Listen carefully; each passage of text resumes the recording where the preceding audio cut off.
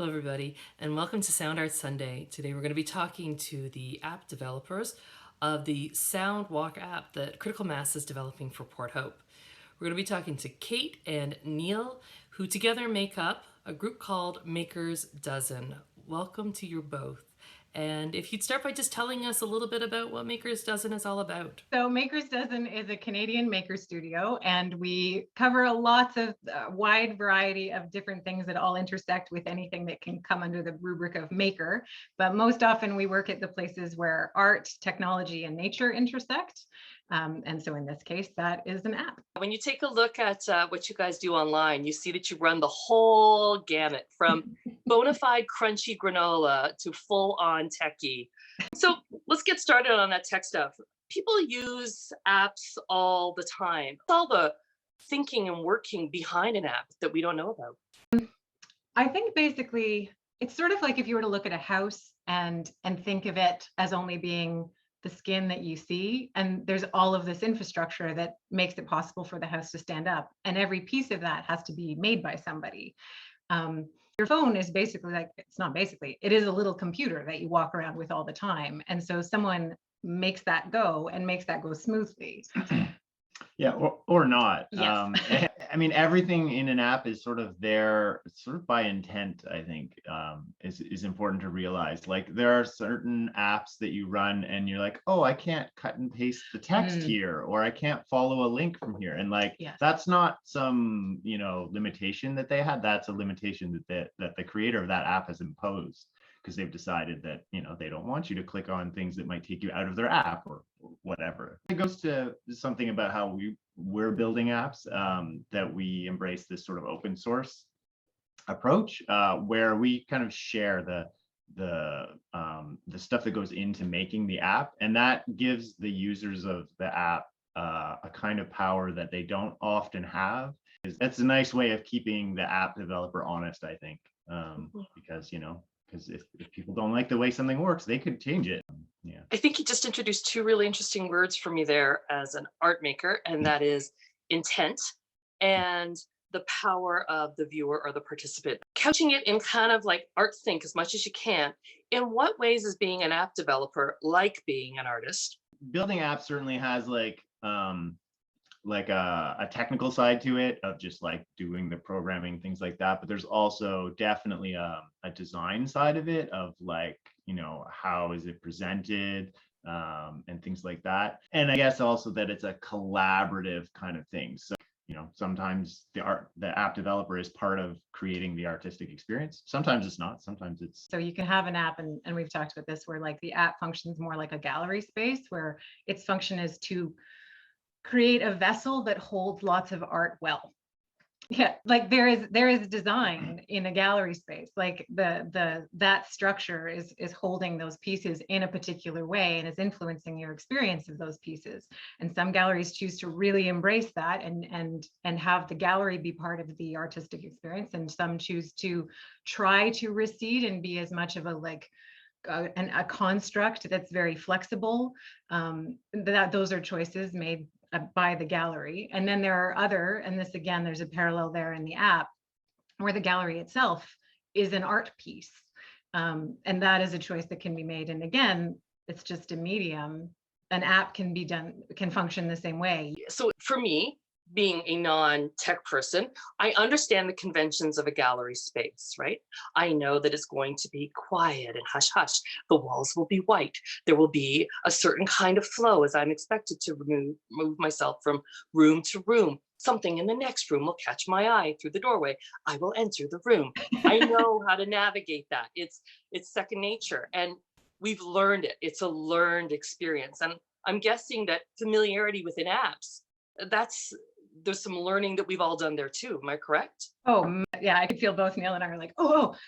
Like, and there's another sub issue in there that's around accessibility, which is super important to us in this app.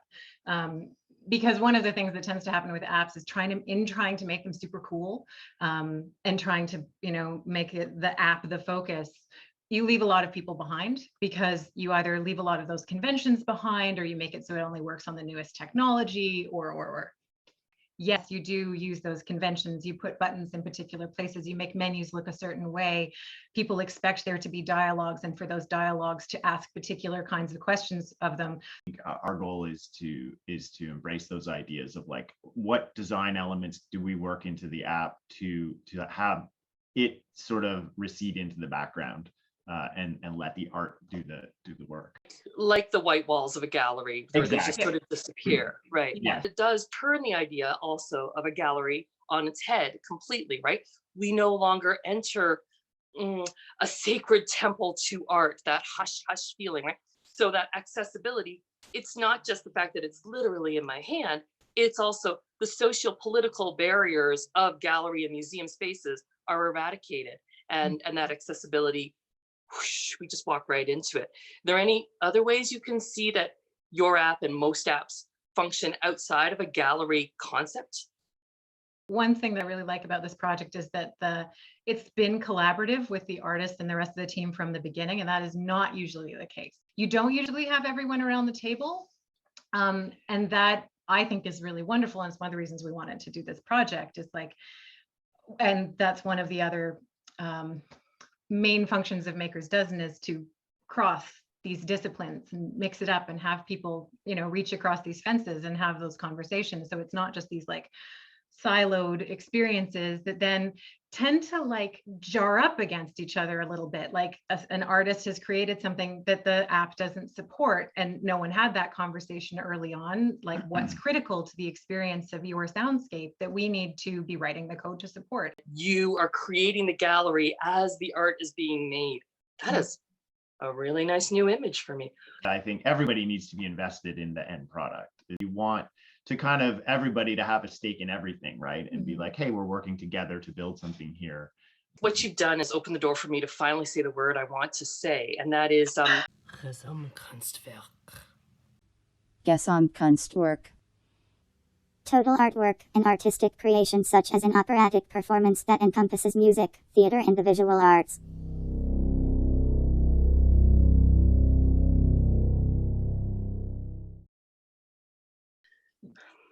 I mean, if I can jump in with some of the low-hanging fruit, it sounds like you have some good stuff. Yeah, no, it's good. Go. I got more fruit. Technology is getting better at including people and becoming more accessible, and that opens up all kinds of new things. More artists will be able to leverage technology to create artistic things in our sort of digital world. And I'm literally just going to fork off of that, though I had other fruit, but the main one is connected to more people, diversity. The experience comes to you from the author or authors. As that opens up, more ideas, people look at the tools differently, they use them differently, and we haven't scratched the surface of that. Like the direction that can go, that technology can go, as the people around that table begin to change and have a much greater diversity, is fantastic. I can't even imagine where it can go. So what I'm hearing is Neil saying it's becoming more and more accessible, and then Kate saying there are more voices that get to be heard as a result of this, and then I'm also hearing you can almost expect iconoclasmic moments to occur in the future with this medium. Yeah, its newness is wildly underestimated. Like it's become very pervasive, so we give it like it's like air. It's always been here. No, it is very new, and our adoption of it is very new. The techniques that we can apply it to are very new, and the expansion of it to make it more accessible to other people, like a greater range of people, is very new. We've all had correspondence prior to this interview, and you said that definition, that old nugget, what is art? Your answer to that was art should have an intention for connection. How is the app and the soundscape work that we're doing for Port Hope, how is that intent to connect present? Yeah, it's funny. The first thought that I have to that question is actually just that it's just not the opposite. It's that there's no intent to exploit or whatever sort of other intents an app might have, right? We're not here to try to to monetize the people that like participate in this app. If you don't see the product being sold, you're the product being sold. Your attention, like they are monetizing you. And that is beautifully absent from an experience like this. Yeah, and like, yeah, so again, like it's answering the question in a little bit of a negative way of like what it's not, but I think, yeah, not having those constraints on what we're building definitely changes what it is, and you know, and how it will engage with the user, you know. Mhm.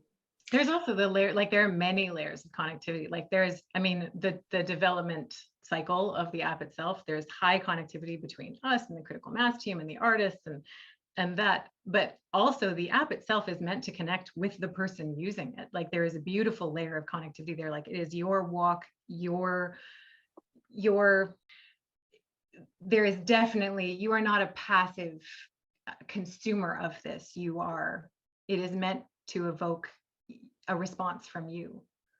And I think to be done on your kind of on your terms, which is something, again, you know, talking about the gallery again, that the gallery can be quite intimidating because it's not exactly on your own terms. You know, there are certain social expectations within that space and things like that, that, you know, you may not be comfortable there. In your first statement, when you talked about the power that you're giving to, you know, people that work with the app, and it's true, there's something about the sound walks that the power is given back to the viewer. In fact, the viewer's no longer a viewer, right? They're a participant. It doesn't happen without them. If they don't lend their ears, there is nothing. It plays to the void. If a soundscape falls in the forest, something, is it art? You know, like it's. Yeah, this idea that it's sort of an experience on your terms, I think is a piece of it. Like very much this is a thing where we try to avoid parts of the app that might be like trying to force or control the experience and be like, oh, you have to do this now, or you have to do that, and be much more like, well, we're like, you control all this experience, you control the pace, you know, it's up to you. If you need to put this on pause and go do something, no problem. Like, and you can absorb it in whatever bites are convenient to you, and that is beautiful. Like that is bringing art into your life in a way that fits in your life, as opposed to making you go to it in this very othering sense. There's a lot of contemporary art concepts in all of what you just said there, right? So there's the decommodification of art has just occurred. It's a free app, anybody can use it, it's very accessible. Then we've talked about the dematerialization of the object. There's really nothing except your interaction with the app that exists, or it doesn't exist if you're not there. There is no object in this art piece, right? And then this idea that it's you entering the experience. There's a certain degree of immersiveness that we're looking at here. When are we going to get to see some of it? What's the timeline looking like right now? Yeah, I mean, roughly, I think the plans are we're looking to be kind of doing our internal tests and things like that over the summer. So having people trying it out and things like that on a, you know, closed way. And then I believe that the fall is sort of the target to roll out to, like, people would start to actually try it out in the community. Yeah, and part of that is, again, development choice. There's styles of there's different approaches you can take to development, and one is basically like you make a fully baked thing and you throw it at someone and say, there, it's done. If it doesn't work for you, tough cookies. But we've explicitly, in conjunction with the critical mass team, agreed to try and do it iteratively, so that if we release, we're going to try and release it sort of like showing people the process a little bit more. But like, you give it a try, tell me what you think. We'll refresh it from there and then build something based on what you said. There's a lot of discovery involved in developing an app, where it's like you have an idea in your head as creators, a team, whatever, of how this thing is going to be. But until you actually get out there and do it, like when you try it in hand, you know, then you discover all these things that maybe didn't work the way you thought they would, or new opportunities that you're like, oh, wow, this would be even better if we did it like this. It's a true collaborative, I'll get to say it again, Gesamtkunstwerk. I need that for Scrabble. Are there enough Scrabble tile? Is that more than one Scrabble set? I'm going to have it printed out on the screen. Yeah, so it is. It's a true collaborative Gesamtkunstwerk, and the viewers are part of that process. That's great. Thank you so much for your time today, Kate and Neil. It's been unbelievably mind-blowing for me to learn all this stuff. So thank you. Oh, our thanks for your work. Thanks for having us.